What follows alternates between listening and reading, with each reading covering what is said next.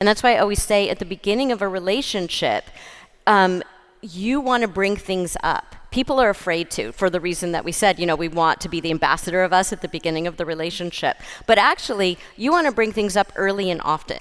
And that's because relationships are like cement. If you let the cement dry, and so you say, okay, this will change later. Then you're going to have to get out a jackhammer, dig everything up, right? It's really hard. But if there's still room, you can say to your partner, hey, I'm having trouble making contact with you.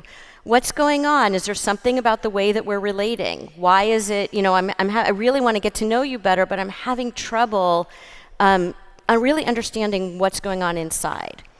And some of that is gendered.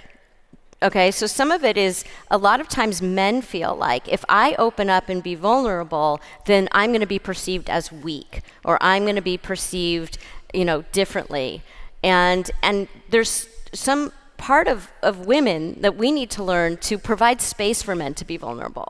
Because what happens is when I'm doing couples therapy, what I'll see is if it happens to be a man and a woman, I will see that the woman will say to her partner, I'm so glad you're here. I really want to talk about all this stuff that we can't talk about. And I want you to tell me what's going on. I want to really know what's going on inside of you.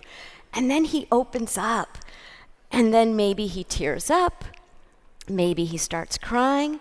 And she's like, whoa, right? So part of it is, I don't feel safe when you don't open up to me. But I also, in a weird way, and I can't explain it, I don't feel safe when you're crying either. So we need to make sure that we are providing the space for the partner who's not vulnerable to be vulnerable.